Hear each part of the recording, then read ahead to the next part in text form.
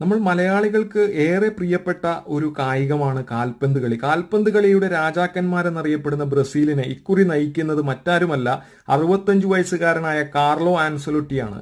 Real മഡ്രിഡിനെ ഒരുപാട് നേട്ടങ്ങളിലേക്ക് നയിച്ച ഒരു വ്യക്തിയും കൂടെ ആണ് എന്നുള്ളതാണ് ഇക്കുറി ലോകകപ്പില് ബ്രസീലിനുള്ള ഏറ്റവും വലിയ ഒരു നേട്ടമായി കാണുന്നത്. അതുകൊണ്ട് തന്നെ നെയ്മർ ഈ ഒരു ലോകകപ്പിന്റെ സ്ക്വാഡിൽ ഇടം പിടിച്ചിട്ടുണ്ടോ എന്നുള്ളത് വരും ദിവസങ്ങളിൽ നമുക്ക് അറിയാൻ സാധിക്കും. കാരണം കഴിഞ്ഞ ആഴ്ചയിൽ കോവിഡ് പോസിറ്റീവായിട്ട് തനിക്ക് കളിക്കാനൊന്നും ഇറങ്ങാൻ സാധിച്ചില്ല എന്നുള്ളത് തന്നെ ഒരു പ്രയാസമുള്ള ഒരു വാർത്തയായിട്ടാണ് ബ്രസീലിലെ ടീം അംഗങ്ങൾക്കൊക്കെ തോന്നിയത്.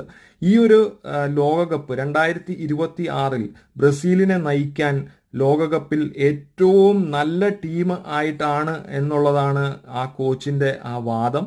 അത് നമുക്ക് കണ്ടറിയേണ്ട ഒരു യാഥാർത്ഥ്യം തന്നെയാണ്. എന്നിരുന്നാൽ തന്നെയും ഈ കോച്ച് ഈ ഒരു നല്ല ടീമിനെ നയിക്കുമ്പോൾ മറ്റ് ടീമുകൾക്കൊക്കെ തന്നെ ഒരു നല്ല പോരാട്ടം കാഴ്ചവെക്കാൻ സാധിക്കും എന്നുള്ളത് തന്നെയാണ്. കാര്യം ബ്രസീൽ നല്ല കളിക്കുന്ന ആളുകളാണ് എന്നുള്ളതിൽ യാതൊരു സംശയവുമില്ല. അതുപോലെ തന്നെയാണ് മെസ്സി അടങ്ങുന്ന ടീം അർജന്റീന, ക്രിസ്ത്യാനോ റൊണാൾഡോയുടെ പോർച്ചുഗൽ ഇക്കുറി വളരെ ശക്തവാന്മാരായിട്ടാണ് നമുക്ക് കാണാൻ സാധിക്കുന്നത്. അതുകൊണ്ട് തന്നെ രസകരമായ രംഗങ്ങൾ ഈ വരുന്ന ലോകകപ്പിൽ കാണാൻ സാധിക്കും. നമ്മൾ മലയാളികൾക്ക് എക്കാലവും സന്തോഷം പകരുന്ന ഒരു കായികമാണ്. ഒരുമിച്ചിരുന്ന് കാണുക, വലിയ സ്ക്രീനിൽ കാണുക, കൂട്ടുകാരൊക്കെ ഒത്തൊരുമിച്ചിരുന്ന് സന്തോഷത്തോടെ ലേറ്റ് നൈറ്റ് പ്ലേസും ഗെയിംസും ഒക്കെ നമ്മൾ കണ്ട് ആസ്വദിക്കുന്നവരാണ്. അതുകൊണ്ട് തന്നെ ഈ ഒരു നിമിഷം അത് നമ്മളെ സംബന്ധിച്ചിടത്തോളം ഏറ്റവും സന്തോഷിക്കാൻ പറ്റുന്നതും ആനന്ദിക്കാൻ പറ്റുന്നതുമാണ് എന്നുള്ളതിൽ യാതൊരു സംശയവുമില്ല. അത് തന്നെയാണ് കാൽപന്ത് കളിയുടെ ആ രസം അത് കൂട്ടുന്നത് എന്നുള്ളതിലും സംശയമില്ല. കാര്യം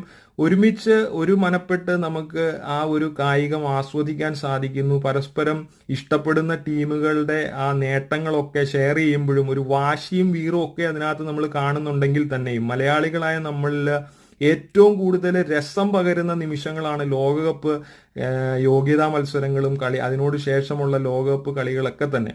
അപ്പോൾ ഇക്കുറിയും അത് ഒട്ടും അതിന്റെ ആവേശം കുറയത്തില്ല എന്നുള്ളതിൽ യാതൊരു സംശയവുമില്ല.